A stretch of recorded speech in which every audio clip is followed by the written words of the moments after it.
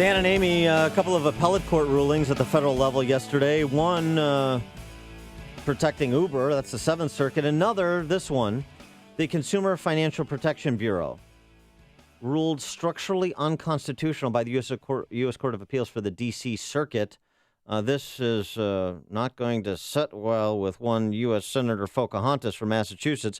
For more on this, we're pleased to be joined by Jesse Hathaway. He's the managing editor of Budget and Tax News, research fellow for the Heartland Institute. Jesse, thanks for joining us. Appreciate it.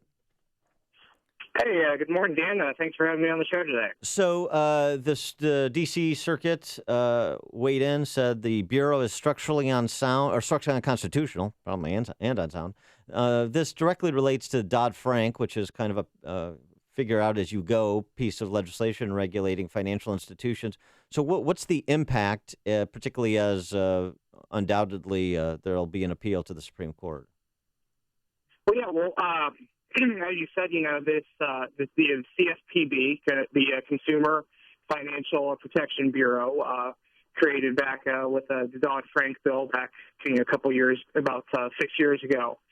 What the court said, the judge said, was that the reason it's unconstitutional, structurally, unconstitutional, is because it had a single director who had all this power, and believe it or not, the president himself, of all the power the president has these days, could not remove that director at his, as he could with any other agency. You can, if you're the head of an agency, you can be removed just if the president doesn't like your tie that day. He could put you out on your rear end. Could not do that with the CFPB, and that's so that this agency, in a lot of ways, it was just almost like a super agency. It's an agency above all the other agencies because it's actually not accountable to Congress either. It gets its money directly. It's accountable to nobody. Okay, great. Well, how could they have that much power? Yeah. How can legislation have that much power where the president can't touch it, neither can the Congress? Well, that's what the District Court of Appeals, or the D.C. Court of Appeals, essentially concluded, right, Jesse? Pretty much.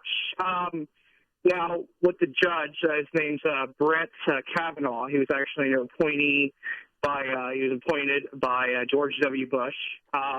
He actually wrote something in the about 110-page ruling that really stood out to me.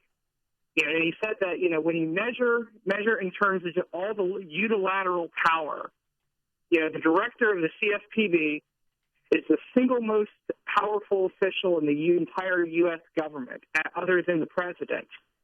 And in a lot of ways, he actually wrote, the CFPB director is actually more powerful than the president. Well, so let's the real world impact of this on financial institutions, and then by extension, consumer credit and commercial credit and so forth. How would the CFPB going away altogether, were the Supreme Court to uphold this and force Congress to reauthorize something that was constitutional, how would that change life for Americans? Well, it would actually be a pretty significant victory for consumers if it were to happen. And I think a lot of people, today, they get really frustrated when they don't see, they think we're not winning anymore. Consumers aren't winning. DC is winning all the time. Well, this is a victory for consumers because we now have another brick in the wall this wall has been removed, and there's actually bills in Congress that are taking out other dismantling the CFPB that's doing all these things piece by piece. So it's an incremental victory. Jesse, sorry, we're going to have to leave it there, but we'll take incremental victories, and we'll continue to be stunned that Chris Dodd and Barney Frank could author something that was unconstitutional. Very surprising. I know, right? Shocking.